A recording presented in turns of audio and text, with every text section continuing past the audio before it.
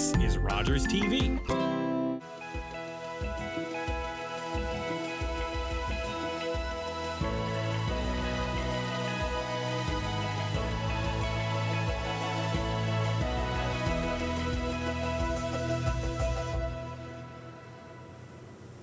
Thank you so much and for joining us here on An Hour to Give.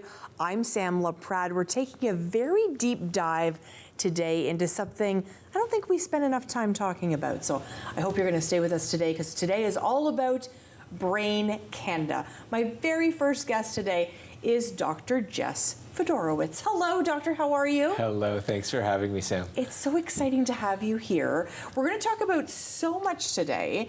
We're going to focus a lot on bipolar, and I'm really excited about talking about bipolar disorder because I don't think it gets a lot of attention as it should.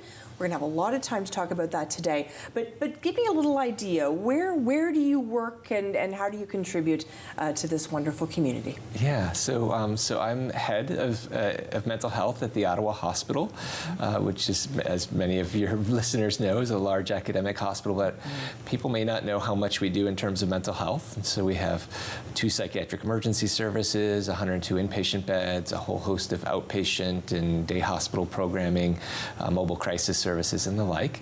And so that's my hat that I wear 2 days a week. Yeah, a little more than that. Yeah, I was going to say. And then I'm also a Tier 1 clinical research chair at the University of Ottawa Faculty of Medicine, and my research focuses on morbidity and mortality in bipolar disorder. And my methods expertise is quantitative methods and epidemiology, which is sort of like using statistics and math to help understand science. Now, before we started today, I said, so what's your background? And we might get into it a little bit later, but you have been many, many years in school to get to where you are today. We're so excited to welcome you to the community. Of course, coming to us from the United States, we're happy we have you. Why bipolar disorder? Yeah, so I've had a variety of personal and professional experiences with mood disorders and have always been struck by the impact that they have. And I also enjoy working with them, because I think one of the things that it requires is sort of a holistic, comprehensive approach to care.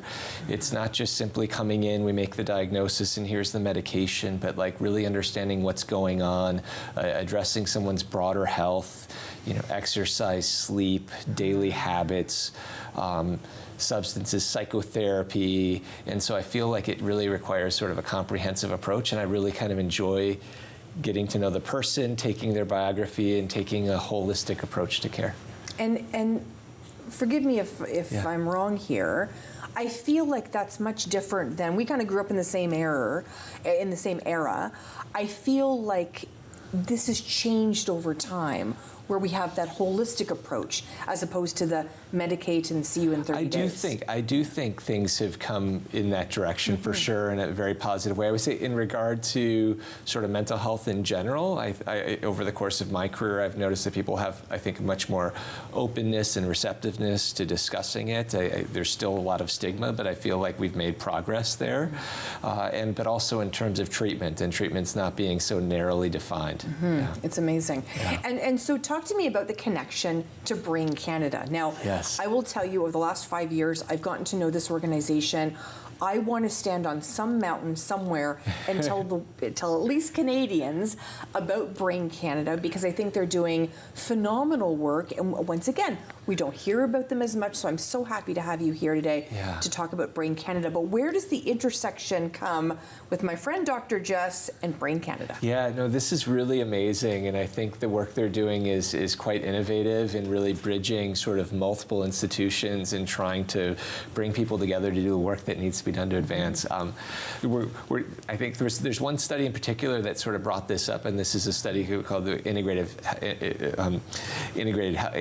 Bipolar Disorder Network that Brain Canada is funding in conjunction with BD Squared, which is Breakthrough Discoveries for Thriving with Bipolar Disorder, and that's funded by a large philanthropic organization called the Milken Institute in the U.S. And Brain Canada sort of innovatively partnered with them to bring us the first Canadian site to this international network, which is very exciting.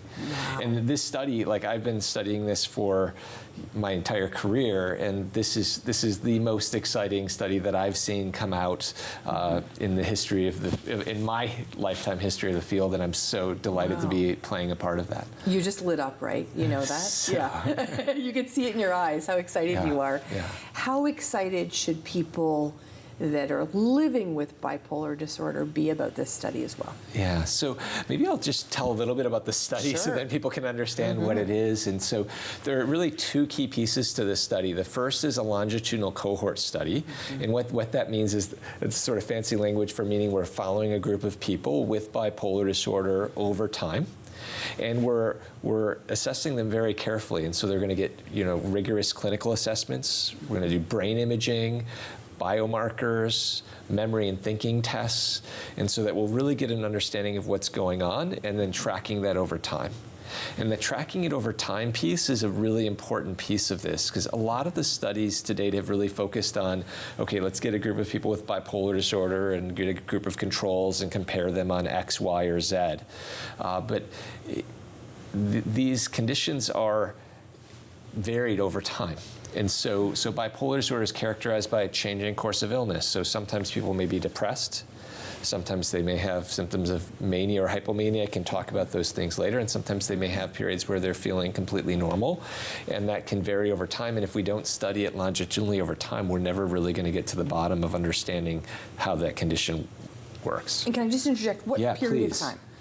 Yeah, so for this study, we're going to be following them over a 5-year period. Wow. Yeah, so which is as long as studies get funded for, really. So, and so I think it's a tremendous opportunity to understand the illness. There haven't been these long-term follow-up studies in bipolar disorder in like a generation. So like I started my career working with a data set where the people were recruited from 1978 to 1981, and then followed for 20 or 30 years, but that study has ended decades ago.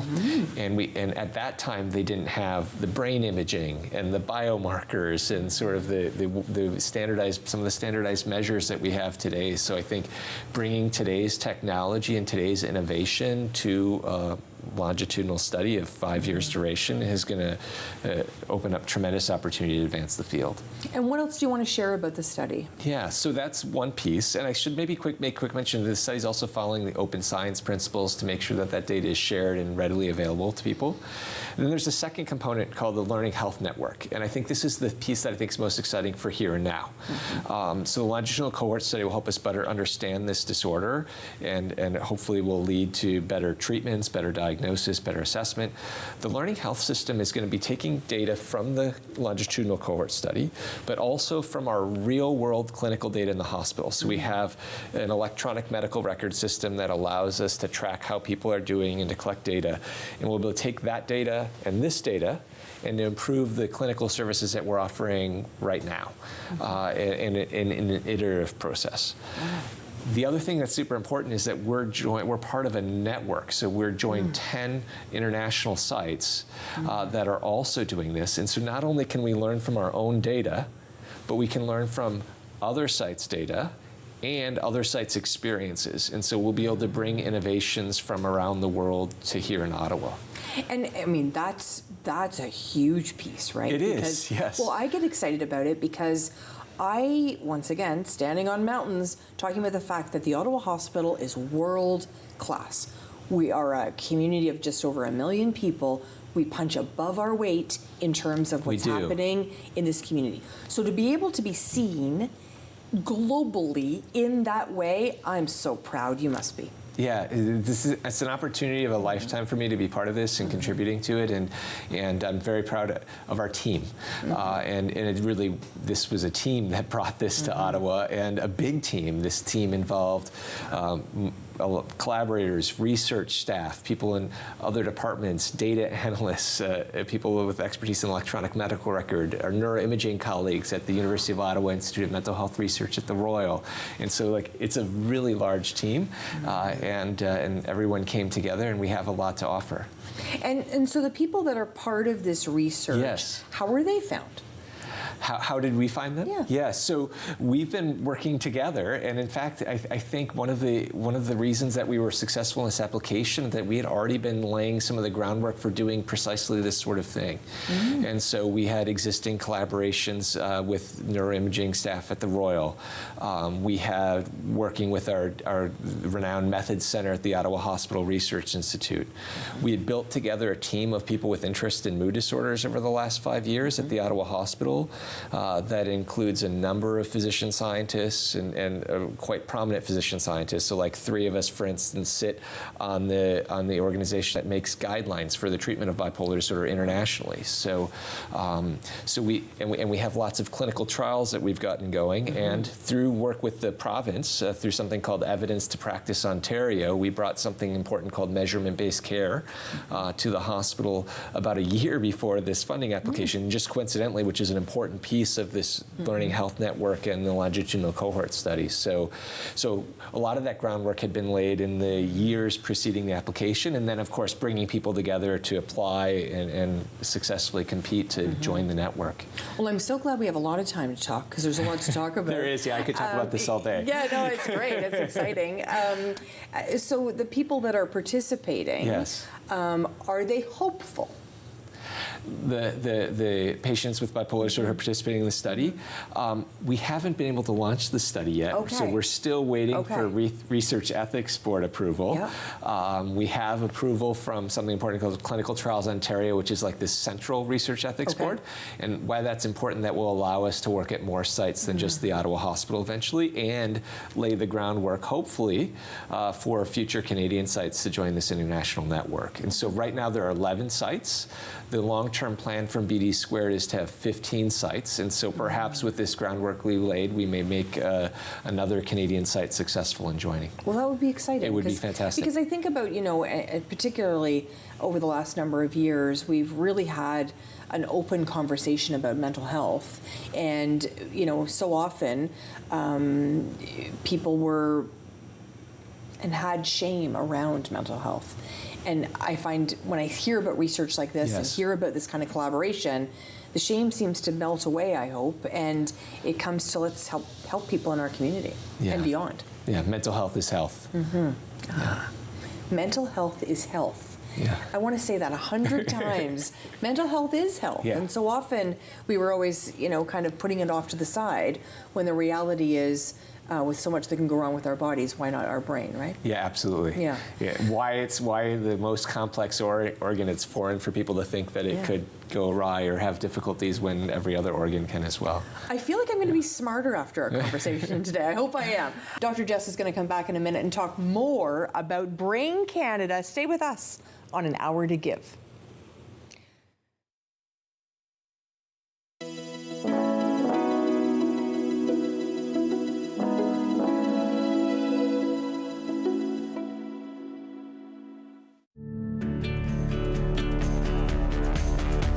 This program is brought to you by Rogers Xfinity, connecting you to more of what you love.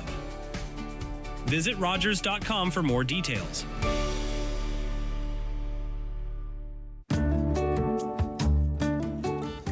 Welcome to CUNY News and Events on Rogers TV, Channel 22.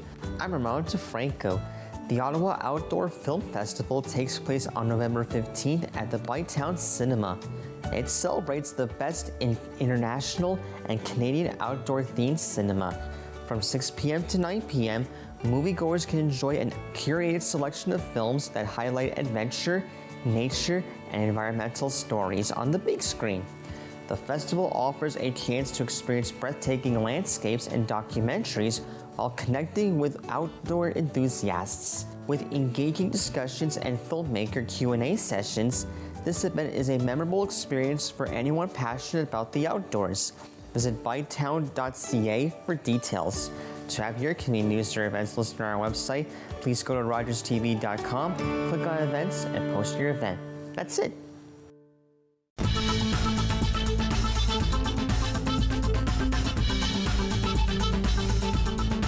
Watch Podium exclusively on Rogers TV.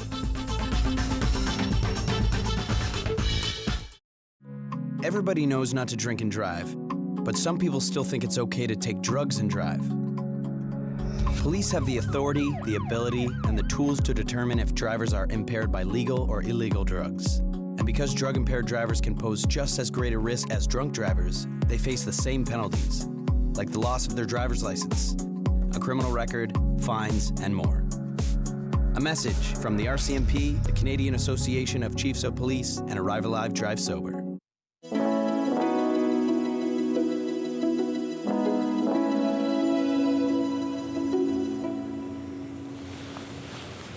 I'm Sam Laprade. Thank you so much for joining us again here on An Hour to Give. Today is all about Brain Canada. And as we heard in our last segment, mental health is health. And Dr. Jess Fedorkis is back with us again. And Doctor, talk to me a little bit about why you came to Ottawa, because you have got this incredible educational career, and you came from the States, and you chose Ottawa. I love this city. Can you tell? Yes. So we're happy I love it. I love it too. Okay, good. Yes, we're happy I plan that you're to here. stay. Good. So why Ottawa? Yeah, so there's a sort of coincidence, I guess. I was fairly settled in at the University of Iowa in Iowa City, but I had a close colleague from residency who had worked with me there. He moved to Cleveland, and I've been long interested in the intersection of medicine and psychiatry. And while he was in Cleveland, they were opening a new med psych unit, which is where we would integrate like an inpatient unit for medicine and psychiatry together at the same time in an integrated fashion. He brought this up. One of our former chief residents from Iowa happened to be in Cleveland at the time and said, oh, you should recruit Jess Fedorkis. And so at that time, I wasn't looking to leave, but I was also like, if I'm going to be exploring options, I should be looking at more options than just one where my friend is. And I had a long-standing interest in moving to Canada. I grew up in rural northern Wisconsin near the Upper Peninsula of Michigan, and we took a family vacation around Lake Superior with camping, and I sort of had been in love with Canada, at least from my experiences in Northern Ontario from my childhood on. And so I decided that if I was going to be looking around, I'd explore here, and there was a wonderful opportunity at the Ottawa Hospital, which was, I think intriguing, and I think a chance to make a real impact. Wow, the Ottawa Hospital is just, like I said, world class. And the fact we're attracting talent like you gives me hope. It absolutely gives me hope. So the collaboration that we spoke about with the Milk Institute, all the collaborators, and choosing, this Ottawa being one of the Canadian sort of hubs, if you will. Yeah. How crucial was it for us here in Canada to have that kind of opportunity as well? Oh, I think being able to participate is a great opportunity for folks here. I mentioned like this Learning Health Network piece to improve sort of the care delivery, and I think care delivery in bipolar disorder worldwide could benefit from sort of a change in approach and a more rigorous approach, and that I hope through participating in that we can bring that to the region and beyond. And so often, and I'm scrolling on, doom scrolling like we all are, and I see people, take this test for this mental health, issue, take this test for this one, and people are often diagnosing either each other or themselves. How important is it, Dr. Jess, talk to me about how important it is for people to participate with professionals, be diagnosed correctly, and also then get those treatments that are so key? I think this is super important. I'm glad you brought this up. The diagnosis of bipolar disorder is not an easy one to make. There are many people with bipolar disorder that are still not diagnosed. In fact, it takes people an average of 7 years to get diagnosed. The misdiagnosis rate has been estimated around 70%. There's also people that have been diagnosed with bipolar disorder that don't have bipolar disorder. Wow. And it's not easy because it requires taking a careful history. We talked before about how the course of illness can change over time. And given that, and given the need to consider that whole course of illness, it can be hard to sort of paint the picture and figure out if this indeed are episodes of depression and mania or hypomania. And even as an expert in bipolar disorder, I've been wrong. And so, like, I had a case, for example, so I'm also board certified in obesity medicine, and I used to do weight management work. And I had a case in my weight management clinic that came in who had a diagnosis of borderline personality disorder and bipolar disorder. I took a careful history. I got outside records. I talked to family. And I thought that the diagnosis was borderline personality disorder and not bipolar disorder. We removed some medications that were causing weight gain and were medications for bipolar disorder that didn't seem indicated. And within 6 months, that patient had a very clear episode of mania. And so they indeed had bipolar disorder. And so I think it's important to get a diagnosis from a professional, and it's important for professionals to be careful about the diagnosis, but also important for professionals to have some humility and recognize that even an expert in bipolar disorder can make a mistake, and that it's important to follow people over time and take a careful history and to make a rigorous assessment. I'm so impressed by you right now that you would share that story. I think it's really vulnerable, and I think it's incredible that you shared that. I am honored that you would share that. And the reason I say that is because I think so often we think about doctors in these types of positions, and there's kind of this kind of veil that we don't kind of say that anyone's ever done anything that has kind of taken somebody off course. I respect it so much. I want you to share with me why then this collaboration and the groundbreaking piece is going to help with what you just talked about. Yeah, so maybe I can even share some other case examples to illustrate that, but I'll maybe talk about some general principles about how we need to approach it. I think in general, and this is not unique to Ottawa, I think this is an international problem. I think in general we've taken a acute disease care model to treating mood disorders, in particular bipolar disorder. And so when I say an acute disease model, I mean if you have strep throat and you have a sore throat, you go in, you get tested, you get put an antibiotic, and we treat it. But these conditions aren't like that, right? The episodes tend to recur over time, and there tends to be some persistence of symptoms over the course of the illness. And you need to understand that course to understand if your treatment is working or whether it's not. And what that requires is tracking symptoms over time, and so a phrase that's used for that is something called measurement-based care. And so if we were getting treatment for blood pressure, we would expect our doctor to measure our blood pressure and to see if our blood pressure improved with the treatment. And if it didn't improve, then maybe we need to try something else. That's been a foreign concept in mental health and in psychiatry. It's becoming much more popular now and much more understood, but we do have validated scales to measure depressive symptoms and manic symptoms and anxiety symptoms, and we can use those to make informed decisions about treatment. In the case of bipolar disorder, it's not quite as simple as blood pressure, where we just start the med and it goes down. If it goes down, it's great, because as I mentioned before, the course of illness can fluctuate with periods of mood elevation or mania or hypomania, and periods where mood goes down with depression. And how do we know if it's getting better over time? And that can take some time to figure out. And so in the first few years of illness, we don't quite know where people are going to settle, because one person with bipolar disorder may have a very different course than another. So some people may have very clear, discrete episodes that are brief and years apart from each other. Other people may have chronic symptoms that kind of blur together, and sometimes it's hard to tell whether they're worse or better, and they fluctuate over time, and everything in between. And after a few years, people generally tend to have a relatively stable course untreated. And so if we have some sense of that, then we can make a determination of, is what we're doing, is this psychotherapy, this interpersonal and social rhythms therapy and lithium or whatever the treatment is this improving that course of illness? And it takes an understanding of the individual's course of an illness. So this does require individualized medicine, in my opinion, to know, is that how long do we need to assess to see if this treatment's working or not?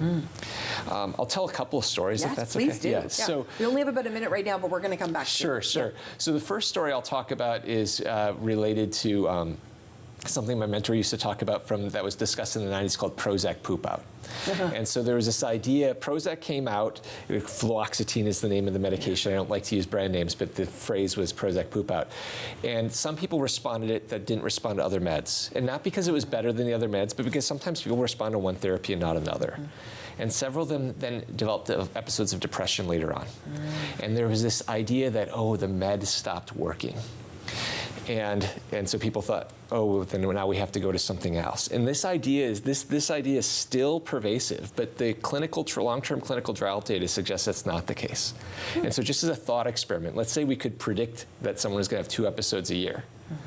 And they started on a medication, and 2 years later they had 1 episode. Did the med stop working, or did it prevent 3 out of 4 episodes? Right. And the data suggests it's the 3 out of 4 episodes, which requires a different approach to thinking about how we treat these conditions. Wow, that's fascinating to me. We've really come far, haven't we? Yeah, although we have a long way to go, I think, to letting the public know. And I can share some stories about specific cases I had where these sort of principles helped us in sort of guiding treatment as well. For sure, and I want to take a dive into all of that. We only, like I said, have about a minute right now. But what would you say to somebody that maybe, is wondering about themselves? Yeah, so I think if you're concerned that you have a condition like bipolar disorder, get professional help. If you have a family doctor, reach out to your family doctor. If not, try to get connected to some resources. In our region, we have something called Access MHA, which is the regional clearinghouse for mental health. So you can go to Access MHA online and refer yourself for treatment. And I should add, one of the things that happens with these conditions as well is that people can have suicidal thoughts, and these conditions are a risk factor for suicide. And so if you're struggling with that, definitely reach out for help. And don't forget about 988, the suicide crisis hotline. I'm so glad you mentioned that.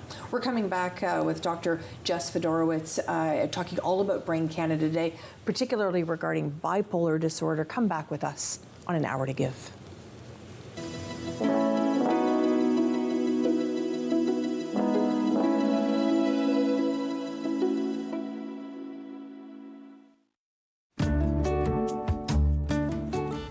Welcome to Community News and Events on Rogers TV Channel 22. I'm Khadija Abdinor. 613 Flea is a vibrant marketplace held monthly at the historic Aberdeen Pavilion at Lansdowne Park. This event showcases over 140 vendors offering a diverse mix of handmade goods, vintage clothing, antiques, comics, vinyl records, and delicious food. It's a community gathering that supports local makers, bakers, events, and entrepreneurs. The market will be open on November 8th and 15th from 10 a.m. to 4 p.m. Friendly dogs are welcome, so leave your not-so-friendly dogs at home. The venue is accessible and is a perfect place for socializing and exploring. For more information, visit 613flea.ca or scan the QR code on the screen. To have your community news or events listed on our website, please go to rogerstv.com, click on events, and post your event. That's it. I'm Wendell Clark with a word about winning. We all know it takes a team effort in any sport and with any challenge. You can be a part of the winning team that shuts out impaired driving. Whether you're out on the town or just hanging out with friends, drink responsibly. Always have a plan for a safe ride home for yourself, your family, and your friends. You'll be helping to shut out impaired driving.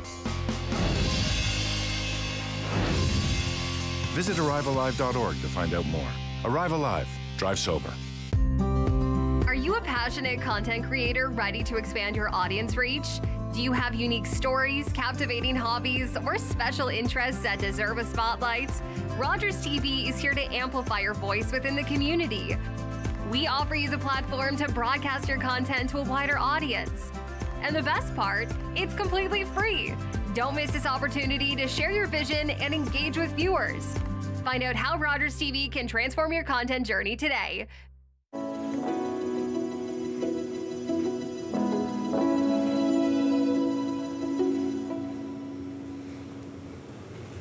And of course, we're back here on An Hour to Give. I'm Sam Laprade, talking all about Brain Canada today. We've been chatting with Dr. Jess Fedorowicz, and he brought a friend, Dr. Kara Ultimus. Thanks so much for joining us. Thanks for having me. We're excited that you're here. So tell me what your role is. So I'm the managing director of BD Squared, which is Breakthrough Discoveries for Thriving with Bipolar Disorder.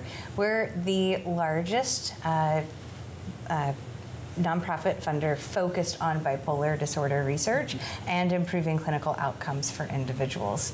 And we became friends because we are so excited to have Ottawa as one of our sites and Jess as the principal investigator for one of our biggest studies. It's been wonderful to understand the passion that Jess has for this kind of work, and I know you're just as passionate too. This collaboration, Jess, how important is it? Oh, it's very important. Like I was saying earlier, I think this is the opportunity of a lifetime for us to advance this field, and it's been long awaited. Mm-hmm. And give me a sense, Kara, where are some of the successes you're seeing already? So we started funding about 3 years ago and started planning a couple years before that. So our first dollars went out the door, and we have made some big investments in genetics and are already seeing new genetic understanding of bipolar. And then in the integrated network, which is part of the research network that Jess is part of, we've seen a massive excitement of participants, people living with bipolar, to be part of the work. And then that has led to nearly 1,000 people already becoming part of the study. And in that, we have not yet done the big first data release, but we are peeking at the data. And in that data, we're already starting to see biological differences that seem to correlate with the different symptoms of bipolar. So taking a little peek in kind of gets you even probably more excited for the work. We were sharing about some of the opportunities that you've had to be face-to-face with patients, those opportunities to really walk that walk with them. Share with me a story that really kind of touches your heart in terms of where you know the research is going for patients someday.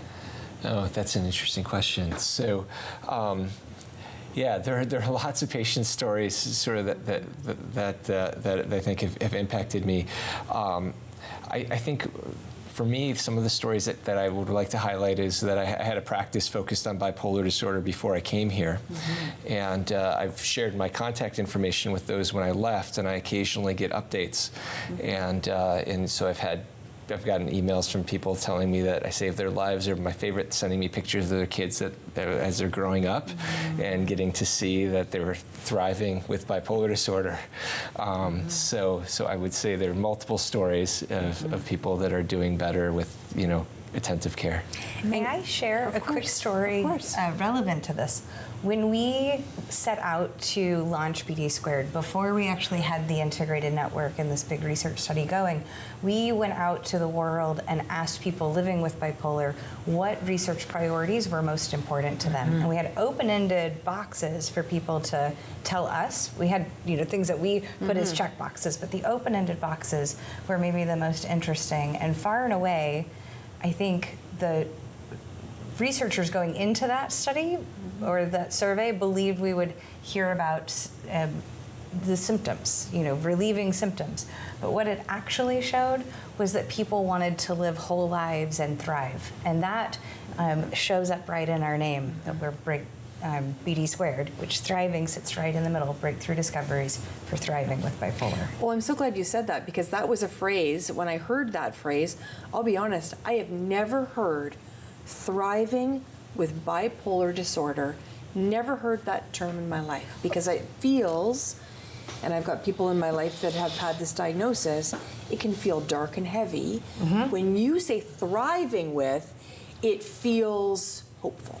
Yes, and I think the goal of pulling so many people into community with us to understand and to create better outcomes is not just to be okay. It is to thrive. It's to really help people understand how to harness whole lives and to truly be well. Love that. In international studies, and I don't know if I'm not a doctor like you two, but seeing international studies gets me really excited, because I think, and I think I'm right on this, we get the best of what we have to offer in these two countries, so and globally. Yeah. So the excitement around the international, is that part of this as well? I think the international piece is super exciting, and it presents some challenges, but I think those are challenges that we're excited to sort of conquer and overcome to do this. I think we can also be teaching each other. So I mentioned how we're going to be learning not just from the data we collect in the longitudinal cohort cohort study or the real-world clinical care, but also from what other sites collect and what other sites do. And so I think bringing stuff from across the border and exporting some of what we're doing here there will be really exciting. Yeah. We have a very, very loyal viewership and listenership to this show, and I'm so grateful. We've been doing this show for a very long time. I know there's someone listening right now that's saying, Sam, please ask Dr. Kara how I can get involved, how my son can get involved, how my daughter can get involved. How can people reach out and be a part of this? We want involvement, and there's the very first way. If you're in Ottawa, it's going to be call Dr. Jess. That we are starting recruitment. We have other sites recruiting, but if you're not, we have a website, bipolardiscoveries.org, and there's a map on there of all of the sites that are recruiting. And there are many in North America at this point. They're pretty spread out, and we hope to continue expanding them. And so that's kind of the first way, is to be part of the community, which we believe will provide people better care, better understanding, and actually then feed forward so that everybody has better care, and that we globally have a better understanding and better tools. If you're not in one of those areas, we encourage everyone to still be part of community with us. So if there's a place to reach out, to receive updates, then you'll know what other research studies or other ways to be involved via the website. Brilliant. We created an email for this study in Ottawa, although I don't want to quote it because I worry I might mix it up. But if you Google my name, my email is jfedorowicz@toh.ca. That shows up all over the internet. If you email it to me, I can make sure I relay it to our team. Okay, fantastic. I like that. It's to have that connection to someone that's got such an important job. I'm thinking, oh my gosh, like it's just wonderful to have that kind of connection, because I think, as I stated before, it sometimes feels like, you know, you're doing the work over there and the patients are over here. I love this kind of opportunity to collaborate. How key is it that people feel like they can talk to Dr. Jess? So we believe in the collaboration through and through. It's not just collaboration in individual parts of the stack, like clinicians collaborating with one another. It is collaboration across all of those stacks. So scientists are collaborating with clinicians, collaborating with participants in the study. Our funders care deeply about this and are actually, we consider them part of that collaboration. We have patient advisory boards that are learning from, and a most recent piece that we built in, we have peer support groups available to all of our participants. But one of the things that we hope is that in peers coming together and supporting one another, that as there's insights that we need to be taking back that bubble up in those moments, it's yet another way that we're able to continue to evolve the work that we're doing so that we're meeting the needs of people that we're doing it for. Brilliant. And I know Brain Canada, you know, their team is working very hard as well. If all the team from Brain Canada was sitting around watching right now, Dr. Jess, what would you say to them? Thank you for this opportunity, and thank you for bringing this opportunity to our community and those living with bipolar disorder and their families. It's wonderful. What would you say? The same. We're so excited to be partners with Brain Canada on this idea of collaboration. When Brain Canada first reached out and this partnership was very nascent, as we were learning about one another, we were having this like, oh my goodness, we are so aligned in the things we care about and how we're creating open science in these networks so that we can go farther together. And for them to have that initial reach out to be in, you know, real equal partnership has been truly transformative for how we're even thinking about what we might do going forward. So we're excited to have an aligned partner to be learning from, to be sharing best practices with, and then to make more happen. For sure. I have a question for you that relates to, you know, your role in not only this project, but your role in treating people with bipolar disorder. How do you sort of keep the Dr. Jess part over here and maybe the dad, son, husband side over here, and not sort of maybe muddy those waters? Or does one help you with the other? Yeah, I'm a work-life integration person, so I tend to mix things together. So I tend to do a lot of work after my youngest goes to bed, and tend to do my work around various things and try to bring the two together. For me, it's not a hard and fast separation between the two. How about yourself? Something I've learned working in the philanthropy space so long at this point is that I think what makes us all very best at the work we do is when we are able to show up as mom, as sister, as friend in that work and be true to ourselves and bring our science self back home to some of those other roles, because it's that human connection that I think actually drives us to do better work and to be innovative, and in this case to be impatient and to say we're not going to wait 20 years or maybe forever to actually improve lives, but we're going to do the hard work of doing science and clinical improvement at the same time, because that's what our friends, our moms, our sisters need now. Yeah. And to take it a step further and to be very, very blunt, when we talk about the rates of suicide in this country, I don't think we have the luxury of time. Would you agree? I agree, yeah. Talk to me a little bit. No one wants to wait this long for advances to develop, and there's a leg of over a decade, 10 to 20 years for the latest advances in science to get in the clinic, and there's several best practices that we already know provide better care that aren't happening, and so we need to drive that forward aggressively, and I think this integrative network and projects like these, the vision to do just that. I'm getting smarter with each segment. So we've got one more segment left. I'm learning so much about Brain Canada, so much about the work that you're both doing. So we're going to come back. We're going to take a short break and stay with us as we come back with Dr. Kara and Dr. Jess here on An Hour to Give.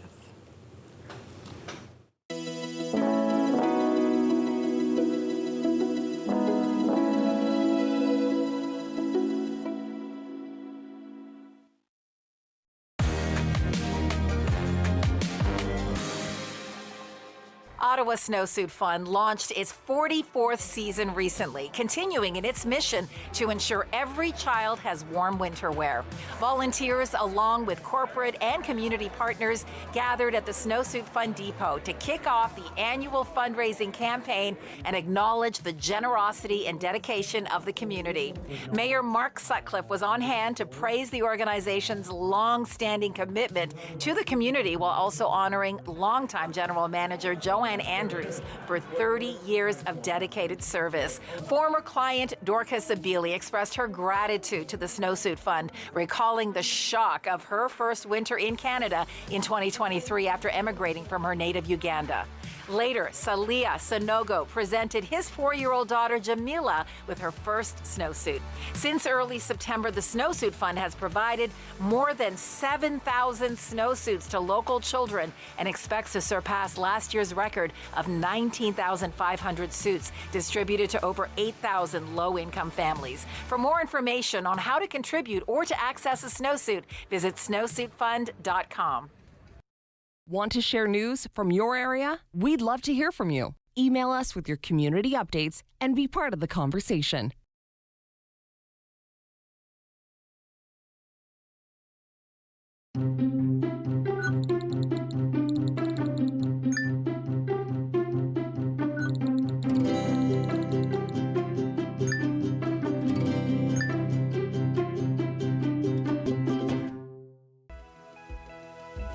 You're invited to join us for An Hour to Give. Each week we talk about philanthropy, time, talent, and treasure. You'll learn about what's happening in your community. Join us then.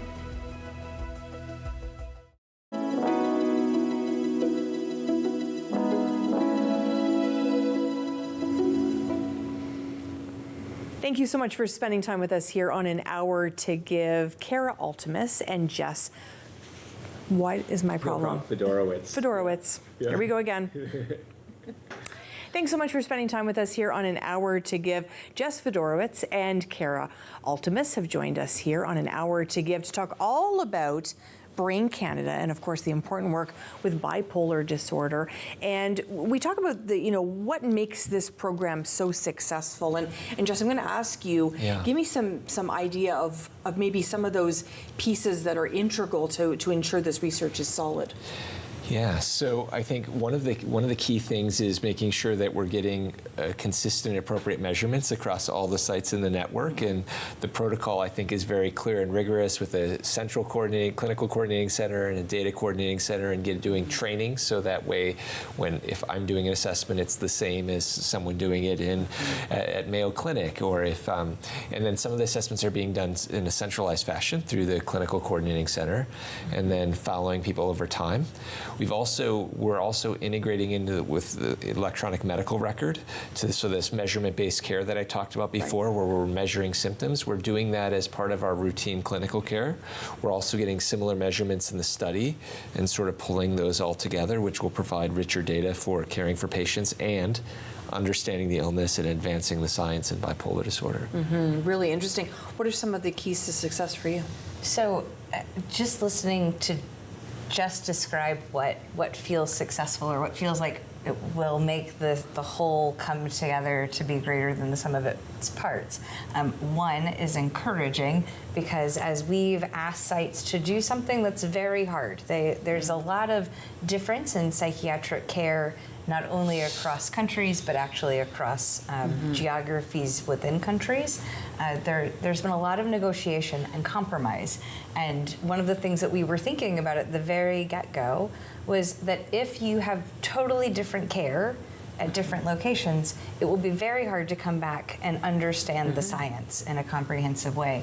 And so we've asked every site to agree upon and provide the best possible clinical care, which in a lot of cases actually means doing more than is required. So that's thing one, that we're able to have sites do more than is required and integrate that back into the care of the people that are donating their time and data to the greater good.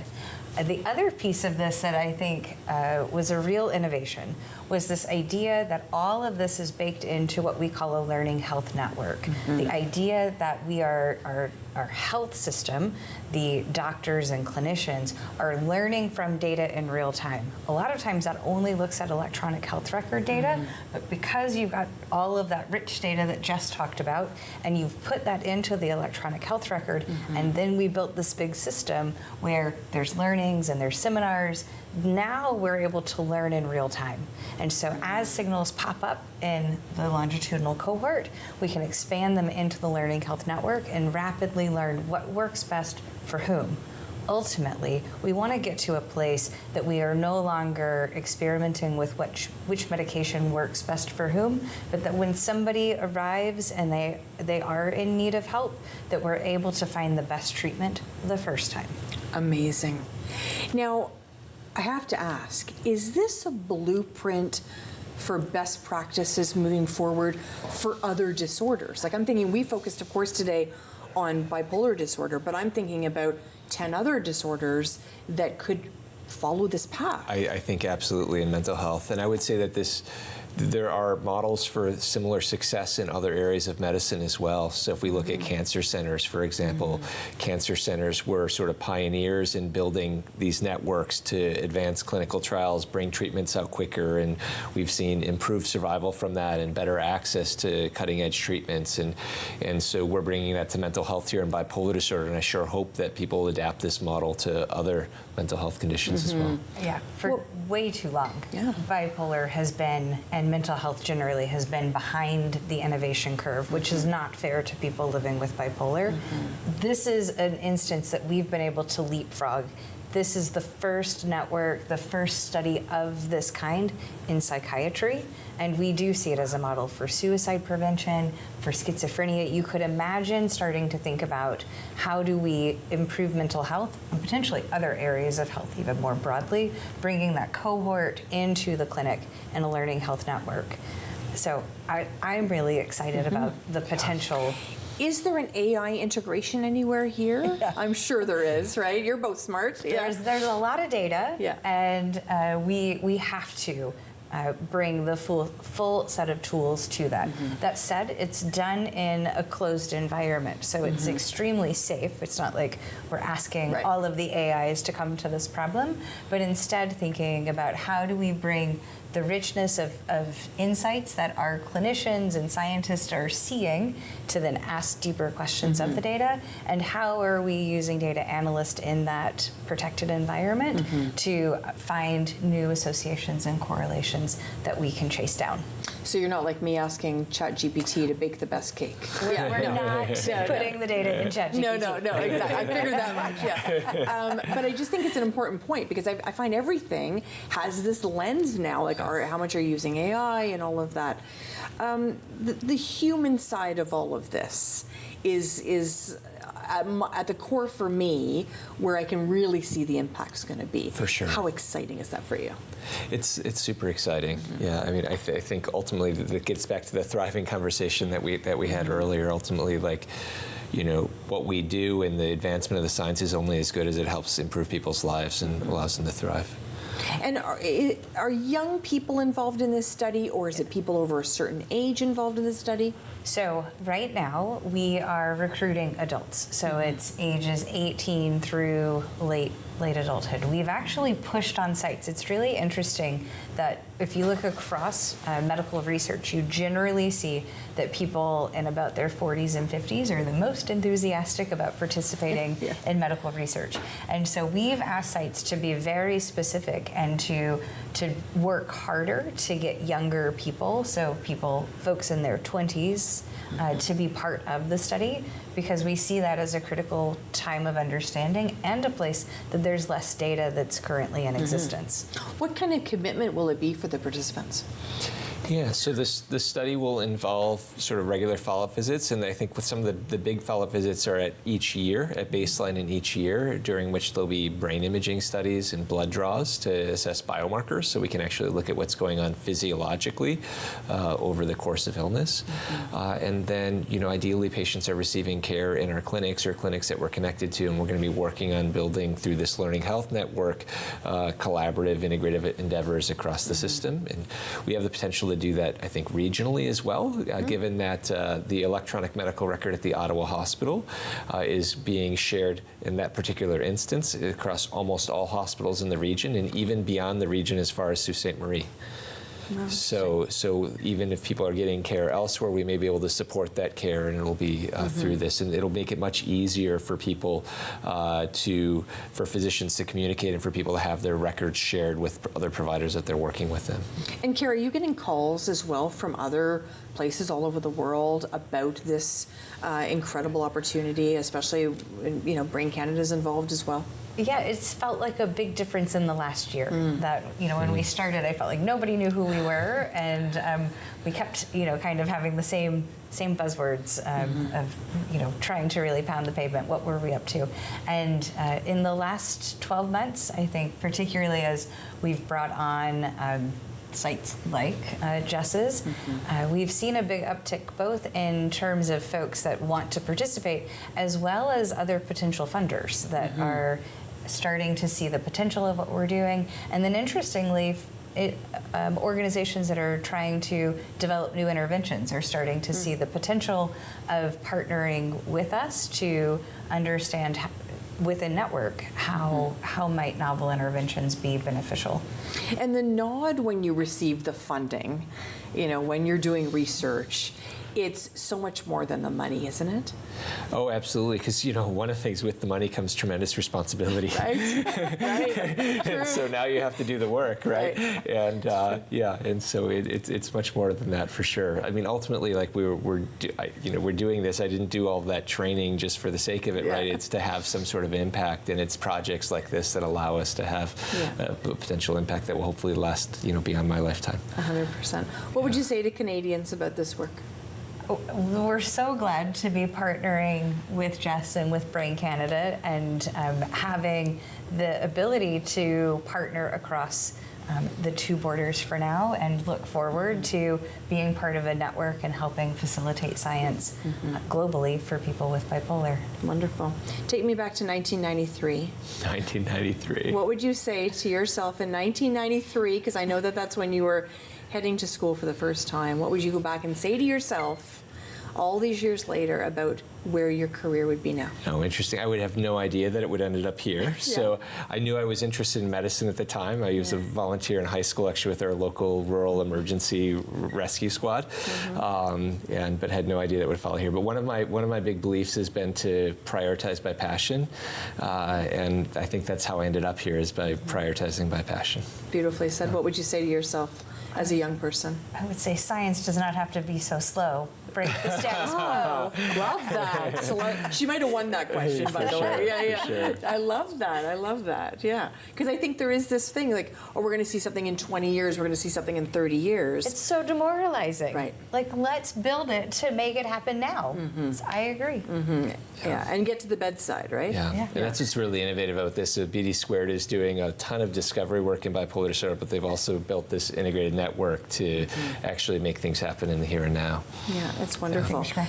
We have about 2 minutes left. It goes by so fast, especially you two are so interesting. What would you share that maybe hasn't been shared yet about this work? A really important part of BD Squared is actually our founding, that we started from families that cared deeply about changing the outcomes for bipolar for all, and they have been persistent at challenging us to raise the bar, to challenge the status quo, and to not in any way be less rigorous. They've actually given us huge opportunity to increase rigor and to do more, but to push it faster and to not believe that we're stuck waiting. Anything to add, Jess? I think that's an inspiring story about where it comes from, right? The origin is coming from families with lived experience here, and I think lived experiences has driven the design of this from the very beginning, and that's also another piece where our site has a robust lived experience advisory committee, and we've been involving in projects, and so this is I think a very natural fit. Beautifully said. Where can people find more information? Bipolardiscoveries.org. Wonderful. So we're going to send people there if they're looking for more information and have this opportunity to really learn more about the work that you're doing. I know we're so excited to have you in Ottawa, and we're so excited that you joined us today and to talk about all of this. There's just so much that Brain Canada is doing in this country. This is just a taste of it. Are you excited about the other work that they're undertaking? I'm very excited about the other work. In fact, they have a number of programs, and one of which my mentee, Gayatri Saraf, who is the clinical lead for this project, received a Young Investigator award from Brain Canada as well to drive her research forward, which her focus has been on developing novel therapies for treatment in bipolar disorder, which is something that people are obviously very interested in, that the network can potentially drive forward. So. Well, I'm feeling very hopeful. Thank you so much, Kara and Jess, for joining us today. I appreciate it very much. I know I learned a lot today, all about Brain Canada, all about the incredible work being done with bipolar disorder. I hope you learned something today, too. Reach out if you want more information. I'm Sam Laprade. Thanks for joining us for An Hour to Give.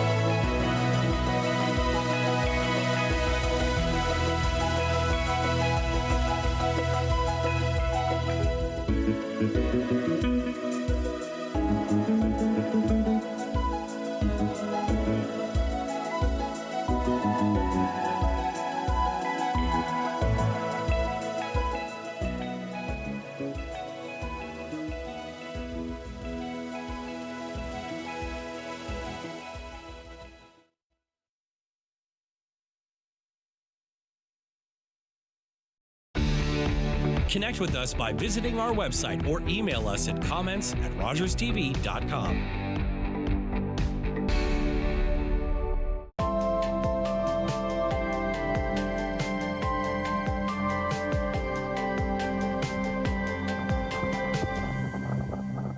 With Rogers TV, you can cheer on the home team from the comfort of your living room. We'll head to the rink, the field, the court, or the pitch, so you don't have to. Tune in and cheer on your local amateur athletes on Rogers TV. Summer days, summer nights, lots of things to do, places to go, and people to see. If you're having a few drinks, be sure to plan ahead and get home safely. We don't want to pick you up. Drinking drivers risk injuries to themselves and others and take chances with their license, their jobs, and their future. Remember what's at stake and choose your ride, whether you're the driver, the passenger, or the party host. Thanks for supporting Sober Drive.